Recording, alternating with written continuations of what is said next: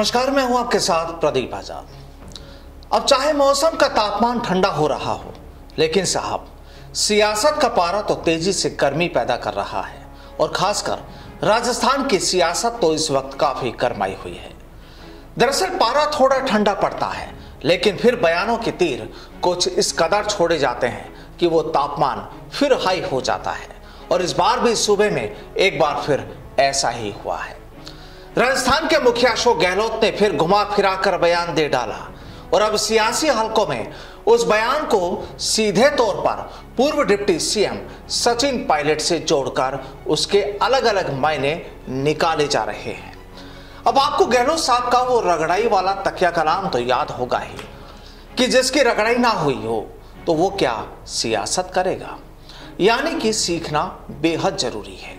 बहरहाल अब एक बार फिर सूबे के मुखिया अशोक गहलोत ने बयान दे दिया कि जिन्हें बिना रगड़ाई पद मिल गए वे देश में फितूर कर रहे हैं। जब कांग्रेस के अच्छे दिन आएंगे तो इनके दिन भी अच्छे आएंगे, कोई रोक नहीं सकता। अवसर मिलेंगे, जल्दबाजी जितनी करेंगे उतनी ठोकर खाते रहेंगे। अब पूरी कहानी तो आप समझ ही गए होंगे कि आखिर तीर किस तरफ छोड़ा गया है। बहरहाल चर्चा इस मुद्दे पर भी होगी, लेकिन उससे पहले आपको बता दें कि आज कांग्रेस अध्यक्ष पद के लिए वोटिंग हो चुकी है और जाहिर है कि इस मुकाबले में दो किरदार मल्लिकार्जुन खड़गे और शशि थरूर हैं, जिनके बीच अध्यक्ष पद की कुर्सी की लड़ाई है। अब 2 दिन बाद आज के इस वोटिंग के नतीजे भी आ जाएंगे और फिर तय हो जाएगा कि अब कांग्रेस सुप्रीमो कौन होगा। बहरहाल एक बार फिर बात करते हैं राजस्थान के मुखिया अशोक गहलोत के बयान की, जिसमें तीर छोड़ा गया और उसके जरिए अपनी बात कह दी गई। लेकिन अब एक बार फिर यह साफ हो गया है कि राजस्थान में गहलोत और पायलट के बीच का शीत युद्ध फिलहाल ठंडा नहीं पड़ा है।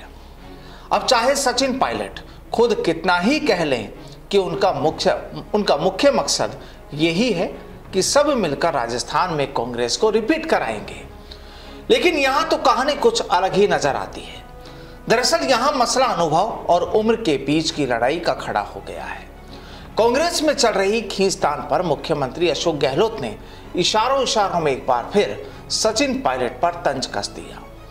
अब गहलोत कहते हैं कि युवा शक्ति मेहनत कर सकती है, लेकिन अनुभव का कोई विकल्प नहीं हो सकता। अनुभव से ही गांव, कस्बा हो या पार्टी हो, उसके आधार पर चलती है। युवाओं को तवज्जो नहीं मिलने पर कहा कि जो लोग छोड़कर गए हैं वे अवसरवादी लोग हैं जो देश में फितूर कर रहे हैं, और फितूर वे ही लोग कर रहे हैं जिन्हें पहले मौका मिल गया। चलिए आपको अशोक गहलोत का वो बयान भी सुना देते हैं, फिर आगे की चर्चा करते हैं। युवा शक्ति जो होती है वो अपनी मेहनत कर सकती है, अनुभव का कोई विकल्प नहीं होता है। अनुभव का कोई विकल्प नहीं होता। दिमाग में रखे हमेशा जिंदगी के अंदर एक व्यक्ति के लिए अनुभव ही होता है। अनुभव से ही चाहे गांव हो, चाहे कस्बा हो, चाहे जिला, प्रदेश या देश हो, अनुभव का कोई विकल्प नहीं है। उसी के आधार पर उनका लाभ हम सबको मिले। जो लोग छोड़ के गए हैं वो अवसरवादी लोग हैं, उनको कम उम्र में चांस मिल गया केंद्रीय मंत्री बनने का। जो फितूर कर रहे हैं देश के अंदर, वो फितूर वही कर रहे हैं जिनको पहले मौका मिल गया। जब मौका मिलना चाहिए था झगड़े होने के बाद में, उसकी बजाय वो पहले मौका उनको मिल गया, इसलिए वो फितूर कर रहे हैं और पार्टी छोड़ के जा रहे हैं। चाहे वो सिंधिया जी हो, चाहे वो जितिन प्रसाद जी हो, चाहे आरपीएन सिंह जी हो, कम उम्र में मौका मिल गया इनको। बताइए आप, केंद्रीय राज्य मंत्री, मैं बना था डिप्टी मिनिस्टर बना था इंदिरा जी के साथ, डिप्टी मिनिस्टर, इनको सीधा राज्य मंत्री बना गया, अच्छे से पोर्टफोलियो दिए गए। उसके बाद में छोड़ के चले जाए पार्टी को, इससे बड़ा अवसरवाद क्या हो सकता, बता दीजिए आप। तो सुना आपने, अशोक गहलोत ने सीधे तौर पर कह डाला कि नौजवानों को सब्र करना चाहिए। जब कांग्रेस के अच्छे दिन आएंगे तो इनके दिन भी अच्छे आएंगे, कोई रोक नहीं सकता। अवसर मिलेंगे, जल्दबाजी जितनी करेंगे उतनी ठोकर खाते रहेंगे। उनके लिए संदेश सही है, हमने काम किया था, हम चुनाव हार गए थे। गहलोत ने कहा कि काम करते जाएंगे तो जब पार्टी के अच्छे दिन आएंगे फिर इन्हें भी मौका मिलेगा। मेरी शुभकामनाएं उनके प्रति है। आज संकट का वक्त है, जमकर काम करें। पार्टी में रहकर काम करने से मान सम्मान बढ़ता है। अब अशोक गहलोत ने यहां अपने हिसाब से चाहे बात पते की हो लेकिन अब इस बयान को लेकर भी चर्चाएं शुरू हो गई है। मंत्री राजेंद्र गुढ़ा ने भी इस बयान पर जो अपनी राय रखी, बात अब उसकी भी हो रही है।